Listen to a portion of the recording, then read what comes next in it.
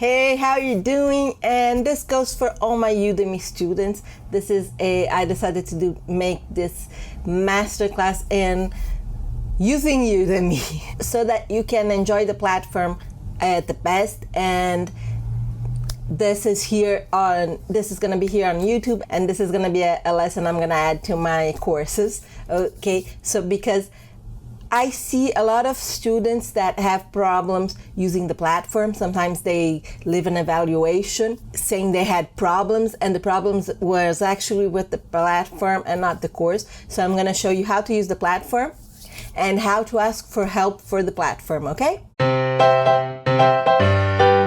So let's get started. How do I find my courses?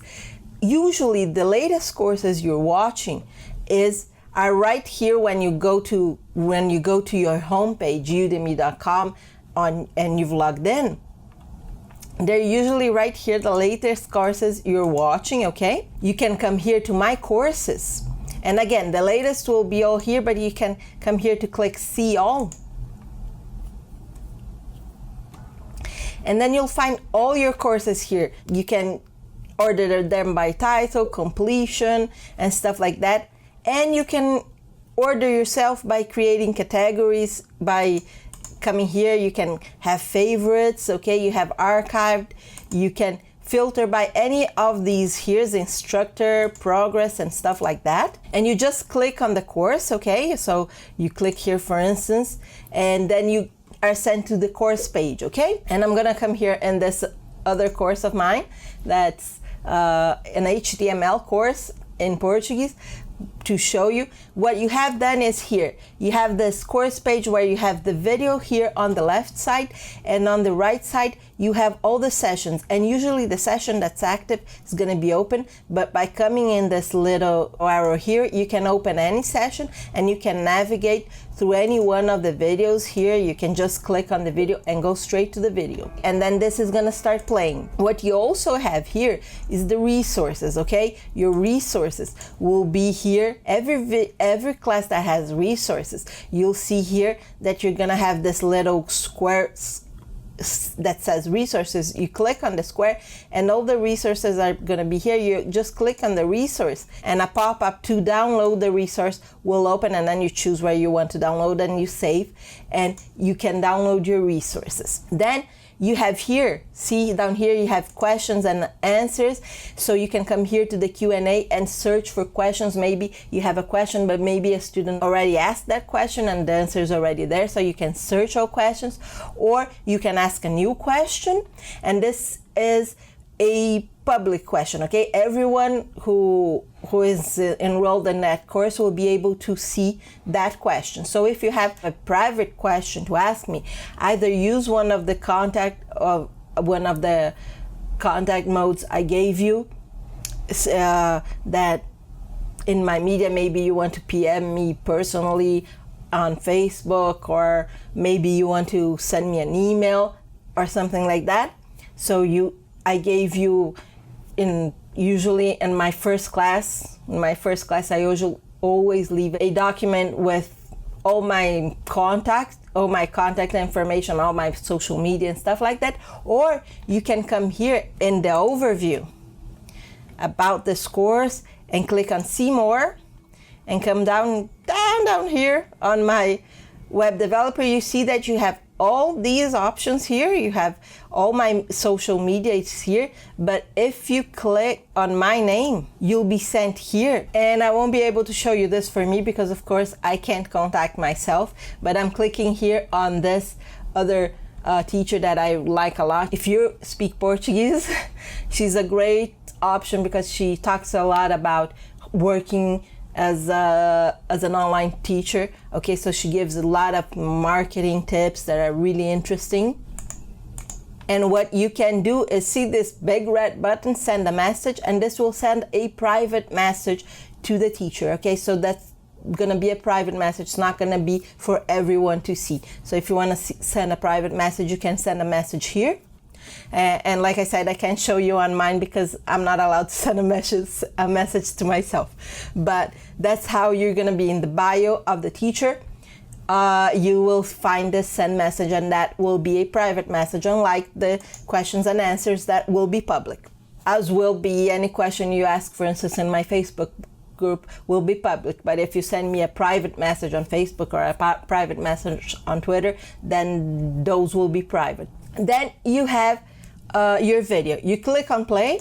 There you go. You have your video going. You click on pause, and you can pause the video. What's interesting on Udemy is that if you pause a video and you leave Udemy and then you come back to Udemy again, maybe tomorrow or something like that, the video, the class will continue from the place you pause. It's kind of like Netflix, you know, that you pause an episode you're watching and then you come back and resumes from that point on. Then Udemy is the same way. So even classes that are long, sometimes, for instance, I know that sometimes some of my classes are long because I don't feel like the subject should be cut. But I have confidence that my students will be able to watch at their speed because of that. Because if they come back maybe tomorrow, if they pause the video and come back tomorrow, the student will be able to continue from where they are. So even if I have a class that's half an hour long and the student only has 10 minutes, that's okay, because the student will watch 10 minutes of that class and then come back tomorrow and then watch the rest of the class. So here you can also playback rate. You can increase the playback rate, maybe if you want to, and this is actually a good increase. Usually when you increase speed, you can't understand what the person is saying, but Udemy actually has a good software here that if the teacher that is talking in a slow manner, you can increase the speed a lot and still understand what the teacher is talking. But if the teacher is talking is a person that talks fast, then when you increase, it's gonna get really fast. But you can also decrease the speed. Maybe you think the instructor is talking too fast, and you can decrease the speed to slow down what the instructor is talking. You can add bookmarks, okay, here, so that you can find stuff easily. And what's interesting is that you see other people bookmarks too. Here is the volume. Okay, and you can increase and decrease volume. And if you're having trouble, if you went all up and you're still having trouble, try your computer volume, okay? Because sometimes what happens is, I'm gonna show you here on Windows. So for instance, maybe here on Windows, you're down here or you're muted, and you can increase and decrease the volume here and nothing is happening because your Windows is muted, okay? This is separate from Windows. This isn't working on your operating system, on your Windows or Mac or something like that, or your speakers. If you manually lower the volume of your speakers, this isn't working there, okay? So sometimes if you went all up and you still can hear, try your speakers. Maybe you accidentally lower the volume of your speakers. Try your operating system volume, because maybe you'll lower the volume there. Another thing here is interesting, you have these captions, so you can they are automatically made, so sometimes the captions are imperfect because us, the teachers, we want to give you the content fast, but sometimes, like my case, for instance, we're a one-person show. We record, we make up the lessons, we record, we edit them, we have to do the marketing, then we are answering questions and stuff. And so also creating a caption for your videos is something that just there isn't enough time to do that. But Udemy has actually a really good voice recognition software that creates captions automatically. And while there are a few mistakes, I've noticed that is actually really good, gets most of the stuff, okay? But there are sometimes a few mistakes on the caption because of that, because it's still voice recognition, and that's still in work, okay? That's still not perfect, but you can do that, and you can come here to caption settings and decide on the font, the background, your display, if you want to display under the video and stuff like that. If you want to, you can click here and go to full screen, and you'll see everything in full screen, or you click on the arrows and you go back, and you can expand this. So you're going to be closing this write content course here, and you can go back here and see your courses again. And what's important here is, have you ever watched Netflix and your internet for some reason decreased, maybe because of the time, the hour, or there's a lot of people there, or something happened? You see that Netflix suddenly gives you everything all pixelated and stuff all blurry, because Netflix has this ability to check your bandwidth and give you the best image for your bandwidth, okay?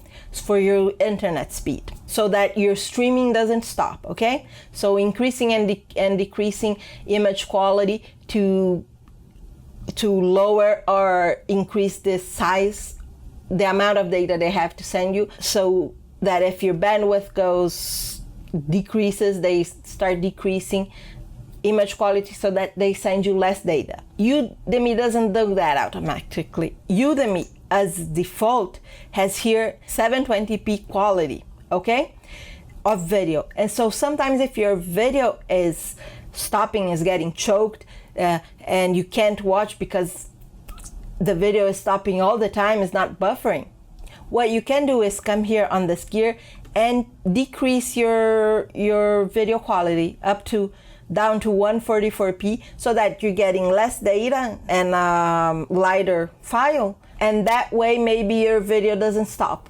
okay? Then you have all other information here. You have autoplay, download lectures. Download lectures, this is very important. Download lectures is not standard, and as a matter of fact, most teachers do not allow download lectures on PC, okay, on your computer. If you want to download lectures to watch when you're not connected to the internet, install the app either on your tablet or on your phone, because the app allows you to download the lecture in the app, and it's protected, okay? It's protected against bootlegging, against being copied. And that's why most teachers I don't allow downloading, because if you allow downloading on the PC, it's easy for people to copy my classes that I worked super hard. I sometimes work months in a course and recording and preparing and putting everything to you. I work several hours a day, and then someone comes here and copies and sells that somewhere else, and I don't get paid for my work, but someone else gets paid. And the Udemy app protects against that. That allows the person to have the video in their device so they can watch when they're not online, but at the same time doesn't allow the person to copy the videos. So most of the teachers here on Udemy do that. They do not allow download for PC, okay, because that's the default, okay? I don't actually even have to think about that. To allow to download, I would have to go there in each video and allow download when I'm uploading the videos, okay, when I'm creating the course. But because the default is to not allow download, but if you want to watch offline, is very easy. You just have to use your phone or your tablet and download the app, okay? You have keyboard shortcuts, and you have this, report technical issues. And this is the important part, okay? Because a lot of students sometimes they're not getting their Udemy certificate, the course isn't getting released, they paid for the course and the course wasn't released for them, they can't watch the video because this is crashing, and they go and they give the teacher a bad evaluation and complain about that to the teacher. And the truth is, the instructor can even contact Udemy and say, hey, I got this review and this student is having this problem. And the fact is that there are different departments, the one the instructor contacts and the one the technical support. So when I contact and I say, I got this review complaining that they didn't get their certificate, what happens is Udemy says, oh, okay, this was a review that had nothing to do with the course, with the didactics, with how the teacher teaches stuff, with if the course is good or not. And so what I receive is I say, okay, we removed that review because you're right, the review didn't have to do with your work. But the student's problem is still there, and the student's problem isn't solved because because there's different departments. That department that dealt with the teacher, dealt with the instructor, isn't going to go then and tell the technical department, look, this student is having this problem. So you didn't solve your problem, okay? And even if I tried, I can't go to the technical support and say, hey, John here is having a problem and can't, and the course isn't getting released for him to watch, or he couldn't download his certificate. Because they're gonna tell me, okay, then tell John to contact us, okay? Because we can't respond to John through you. We have to respond to John directly. And that's a problem that happens a lot because it's understandable. Students don't know where to go. And that's different. What the teacher is responsible for is the lessons, is what is the video you're watching, how they are teaching, what they are showing you. Sometimes even the video quality and the audio isn't usually the teacher's fault, the instructor's fault, because Udemy does not accept, okay? If we send a video with bad audio and bad image, Udemy turns us back and says, go do that again, because we're not taking this. So sometimes it's actually a problem. Usually if you can't see what the teacher's showing, if you can't hear, usually is a problem with the platform. But what the instructor is responsible is giving you interesting classes, teaching you what the subject. So you can go and say, oh, this teacher didn't know anything about the subject, didn't teach me anything. Okay, that's a valid complaint about the instructor. But the video is choking, or I paid and I can't see my course, I can't download the certificate.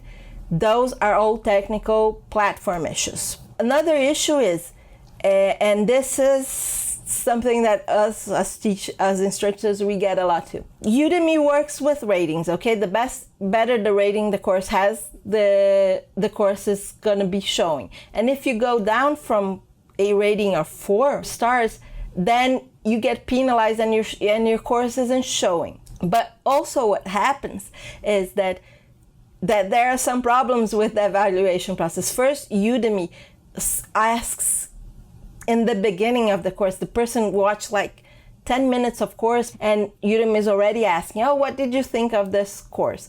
And well, in maybe 10 minutes is still just the introduction. Okay, I just introduced myself and I just told you what you're gonna see, but you didn't actually see the course. And Udemy is already asking you what you think of the course.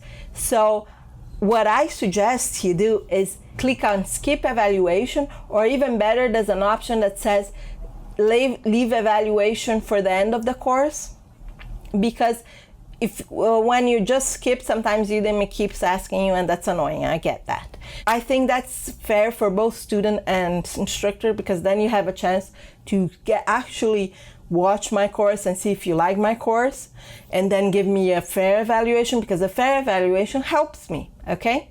Not just because maybe you say you love my course and you give me a lot of stars, but because what you tell me there.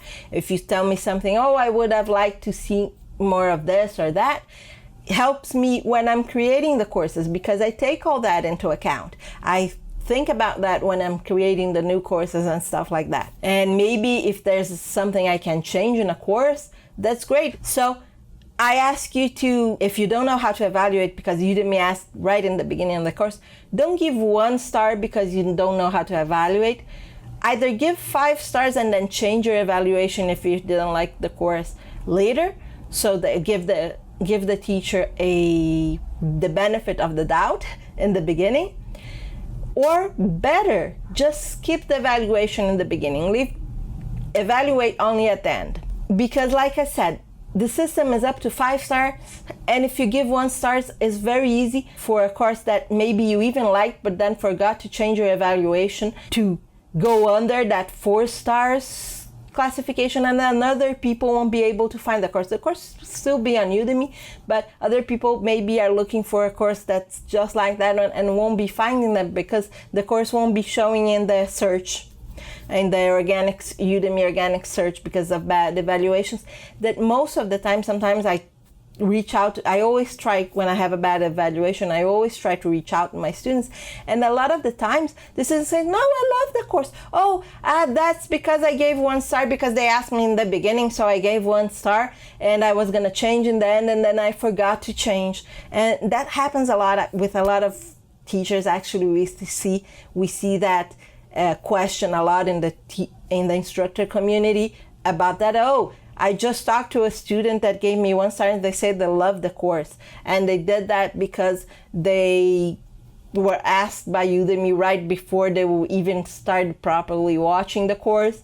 And then they gave 1 star and then they forgot. And another thing is, when you're watching on a tablet or on a phone, you have to slide your finger, okay, to give the stars. And sometimes people want to give a lot of more stars, but they don't slide their finger till the end, okay, so to exactly where they want. So the person actually, that's another thing. Sometimes I get a bad review and I go ask the students, they say, no, I gave you a 5-star review, and I say, no, you gave me a 2-star review. And then they say, oh, I did it on the tablet, and what happened was when they were sliding, they accidentally didn't slide to the end.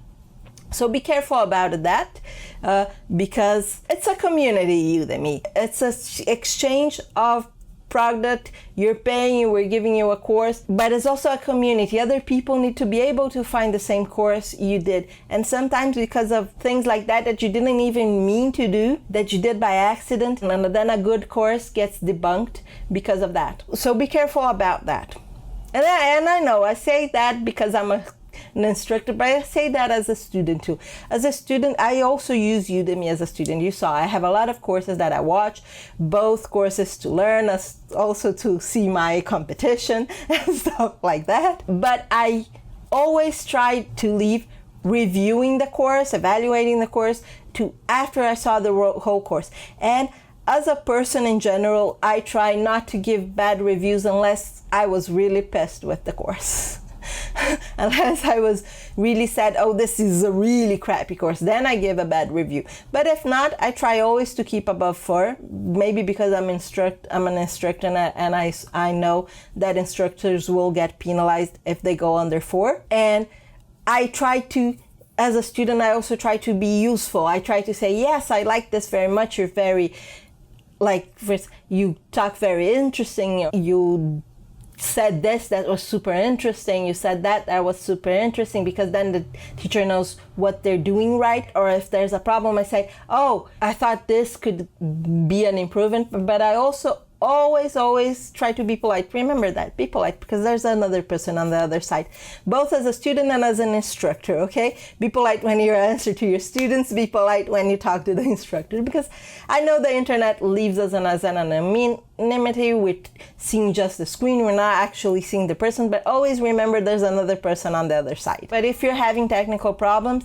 come here to the report technical issue, or on the Udemy page also. If you go to the main page, you'll see here, you also have down here in the main page, you have help and support, okay?